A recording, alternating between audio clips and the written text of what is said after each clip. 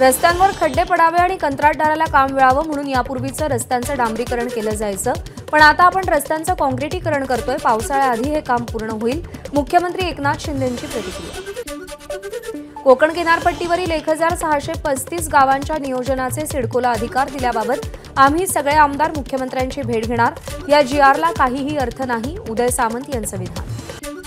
उपमुख्यमंत्री देवेंद्र फडणवीसांबाबत प्रक्षोभक भाषा आणि जीवे मारण्याची धमकी प्रकरणी अटकेत असलेला आरोपी किंचक नवलेला न्यायालयीन कोठडी सुनावल्यानंतर जामिनासाठी नवलेचा कोर्टात अर्ज। वांद्रे पोलिसांकडून जामीन मंजूर। रेणुका सूतगिरणी कर्ज आणि जिल्हा बँक आर्थिक फसवणूक प्रकरणी मालेगाव जिल्हा न्यायालयानं शिवसेना उपनेते अद्वै हिरेंचा जामीन अर्ज फेटाळला। गेल्या 3 महिन्यांपासून हिरे न्यायालयीन कोठडी। मुख्यमंत्री सौर कृषी वाहिनी योजनेअंतर्गत शेतकऱ्यांना दिवसा वीज पुरवठा करण्याचं महत्त्वाचं पाऊल। उपमुख्यमंत्री देवेंद्र फडणवीसांनी 9000 मेगावॅटच्या कामाची वर्क ऑफ ऑर्डर दिली। या अंतर्गत 40,000 कोटींची गुंतवणूक तर 25,000 रोजगार निर्मिती होणार।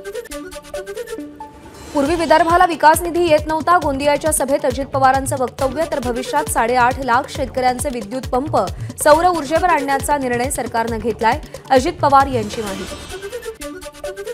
सिंधुदुर्ग जिल्ह्यामध्ये होणाऱ्या ड्रग्सच्या व्यवसायाला नितेश राणेंचं समर्थन अशी चर्चा सुरू।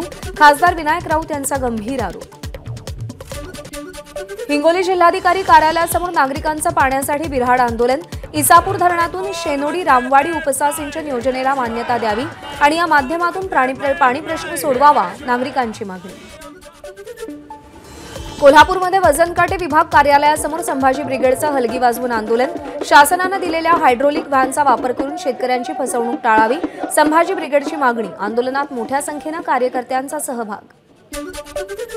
यवतमाळच्या दारव्हा तालुक्यातील परीक्षा केंद्रावर कॉपीमुक्त अभियानाचा बोजवारा। वसंतराव नाईक विद्यालयातील केंद्रावर कॉपी पुरवण्यासाठी नागरिकांची झुंबड। पोलीस आणि शिक्षकांसमोर कॉपी पुरवली जात असल्याचा धक्कादायक प्रकार उघडकीस। निवडणूक रोख्यांचा तपशील जाहीर करायला एसबीआयला मुदतवाढ मिळणार का, याचा निर्णय पुढच्या आठवड्यात होणार। 30 जूनपर्यंत मुदतवाढ देण्याची एसबीआयची मागणी। केरळ सरकारनं स्वतःचा ओटीटी प्लॅटफॉर्म लॉन्च केला। देशातील पहिला सरकारी ओटीटी प्लॅटफॉर्म सी स्पेस नावाच्या या ओटीटीवर फक्त मल्याळी चित्रपट दाखवले जाणार।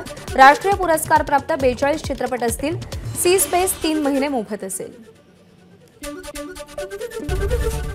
एबीपी माझा, उघडा डोळे बघा नीट।